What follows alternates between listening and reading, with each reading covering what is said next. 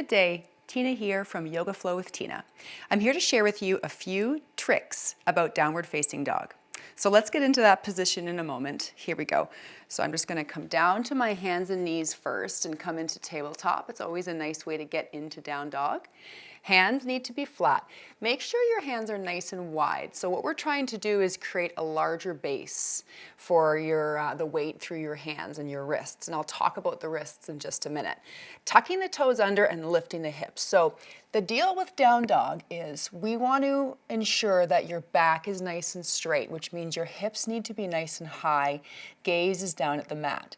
You'll notice for me and for people that are tight through their hamstrings, I can't get my heels down.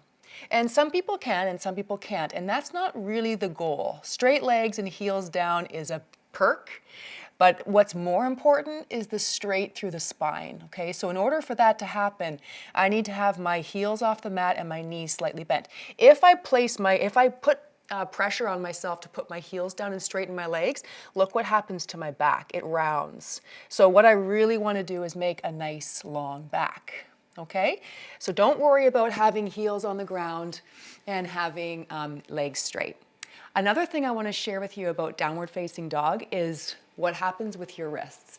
So a lot of people say that their wrists get really sore with down dog. So one thing I want you to think about is when your hands are on the mat, that you're using your full hand and you're spreading the weight throughout the whole hand. The wrist likes to take the brunt of this when you're like this. So try when you're in down dog to make sure that you're using the whole surface of your hand and make sure that your fingers are engaged and that the energy is flowing through the whole hand so that your wrists don't get too sore. I hope that helps. I'll see you on the mat.